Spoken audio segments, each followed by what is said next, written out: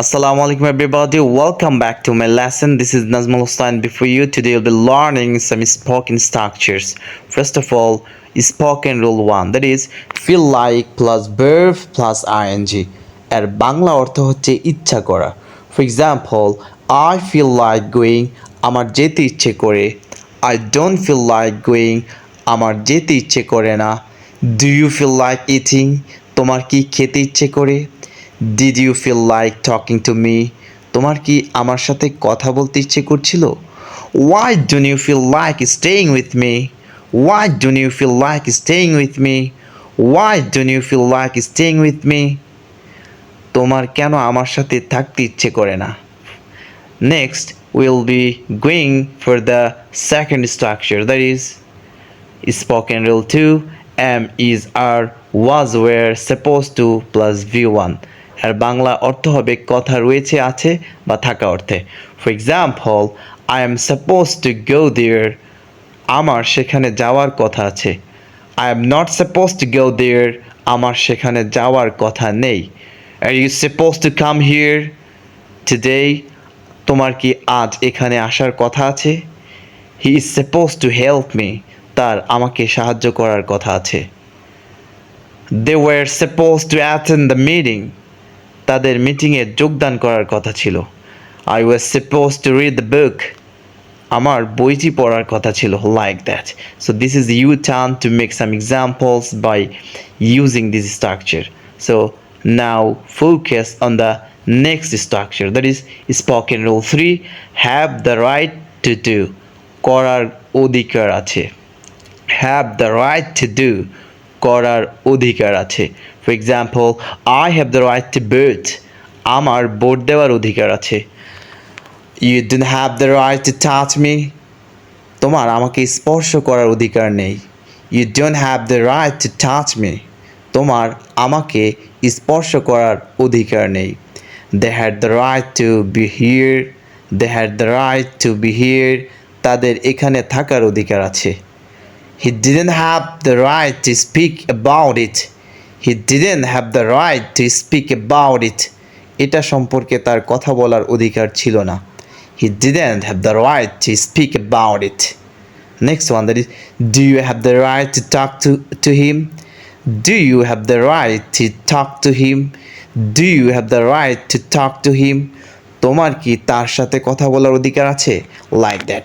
So now you can make some example by using this structure also.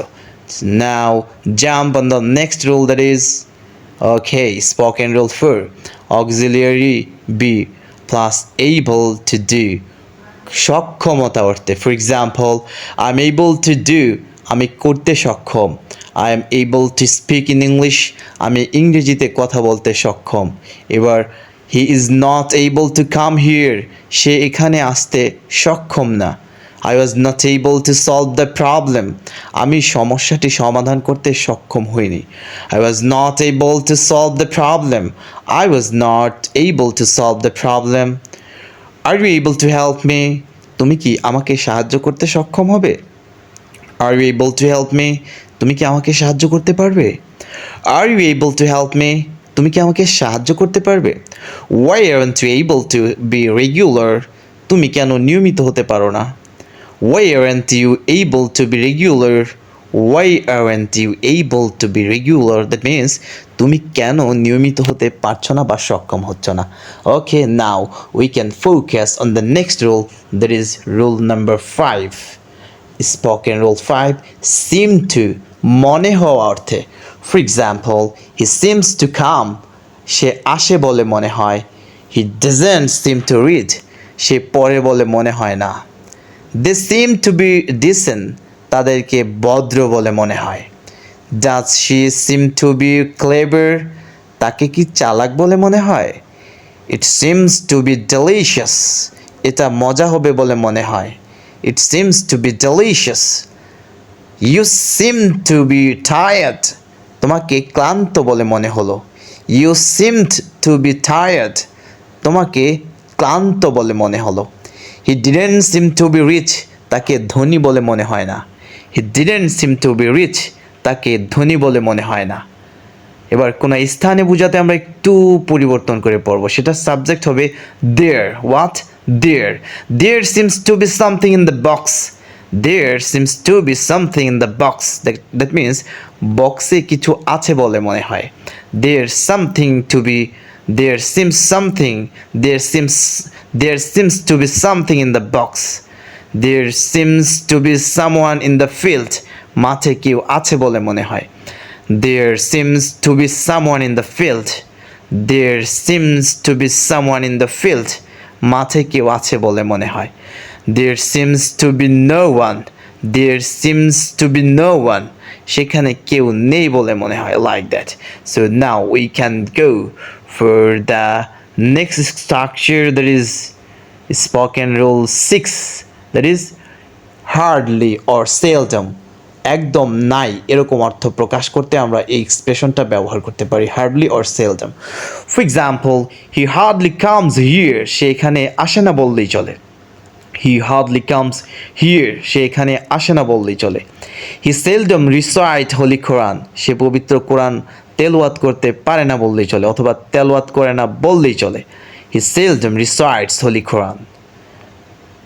She hardly has a meal regularly. She hardly has a meal regularly. সে নিয়মিত খাবার খায় না বললেই চলে। She hardly has a meal regularly. Okay, now we can focus on the next structure, that is spoken rule 7, as if as though.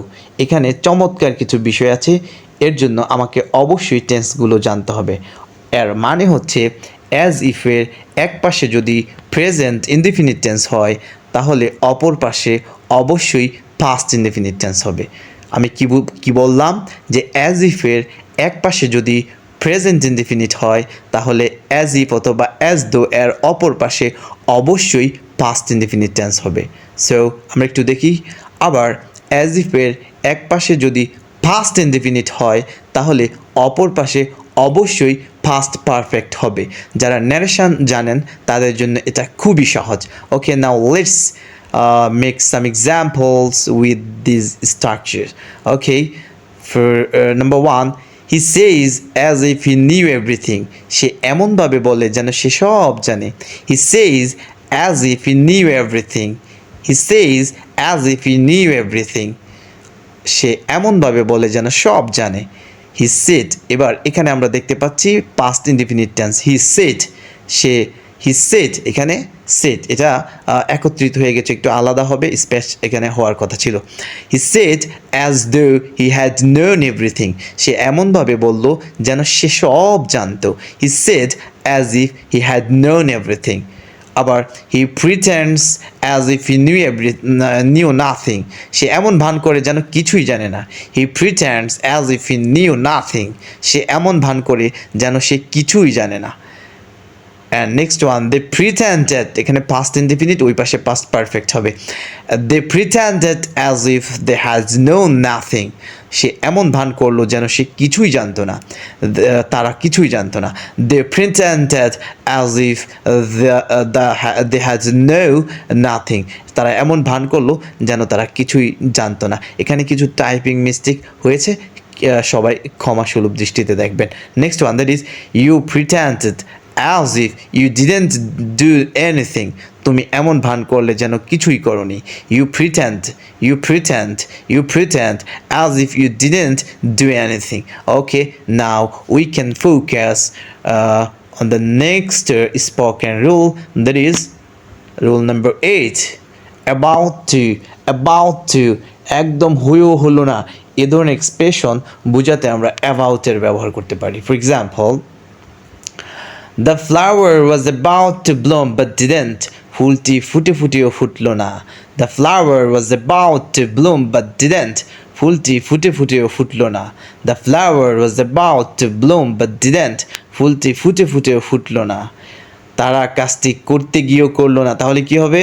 They were about to do the work but didn't. They were about to do the work but didn't.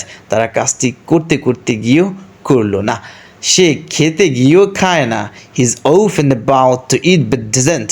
He's often about to eat but doesn't. কাজটি হয়েও হলো না। The work was about to be done. To do the to be done হবে এখানে to be done but didn't. The work was about to be done but didn't. Okay, so or we can say wasn't. কাজটি হয়ে হয়েও হলো না, বৃষ্টি হয়েও হলো না। It was about to rain. It was about to rain but didn't. বৃষ্টি হয়েও হলো না। It was about to rain but didn't. বৃষ্টি হয়েও হলো না। Okay, now we can focus. We can see for the next one, that is okay, and there is rule is spoken rule 9. Here you can see that I'm willing to, আমি ইচ্ছুক, I am willing to, আমি ইচ্ছুক, he is willing to go, সে যেতে ইচ্ছুক, he is willing to go, সে যেতে ইচ্ছুক, they were willing to come here, তারা এখানে আসতে ইচ্ছুক, they were willing to come here, তারা এখানে আসতে ইচ্ছুক, I'm not willing to talk to you, I'm not willing to talk to you, I'm not willing to talk to you, আমি তোমার সাথে কথা বলতে ইচ্ছুক না, I'm not willing to talk to you, I'm not willing to talk to you, like that. Okay, so the next one, that is, are you willing to learn English? Are you willing to learn English? তুমি কি ইংরেজি শিখতে ইচ্ছুক? Are you willing to learn English? তুমি কি ইংরেজি শিখতে ইচ্ছুক? তুমি কি প্র্যাকটিস করতে ইচ্ছুক? তাহলে are you willing to practice? Are you willing to, তুমি কি খেতে ইচ্ছুক? Are you willing to eat? আচ্ছা, তুমি কি যেতে ইচ্ছুক? Are you willing to go? Like that. Okay, now we can go for the next rule, that is spoken rule 10. Had better plus V1. বরং ভালো, বরং ভালো অর্থে। For example, you had better go, তোমার বরং যাওয়াই ভালো। এখানে had better এর পরে সবসময় ভার্বের প্রেজেন্ট ফর্ম হবে। It's raining outside, you had better to take the umbrella. বাইরে বৃষ্টি হচ্ছে, তোমার বরং ছাতা নেওয়া ভালো।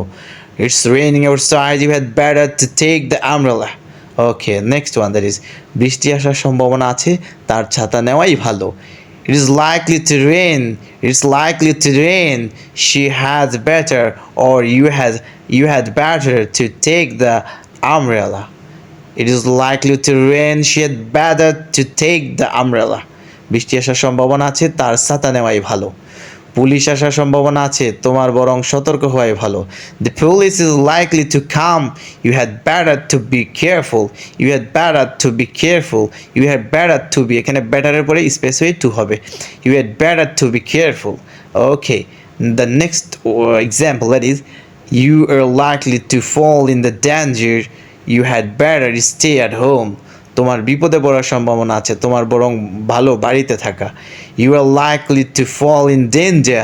তোমার বিপদে পড়ার সম্ভাবনা আছে। You had better stay at home.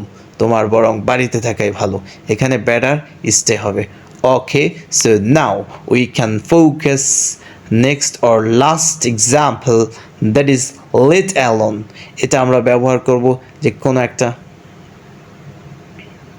Okay, so এটা আমরা একটু পরবর্তী লেসনে আলোচনা করব। আজকে এই স্ট্রাকচার 10 পর্যন্তই থাকলো। So you are requested to practise more and more at your home to speak in English fluently. So you can practice with your friend, with your family, with your children, as well as you can whatever you like, to whomever you like yourself. So okay, that is your turn to be regular in practicing. Thank you. Thanks for being with me at the passion at the end.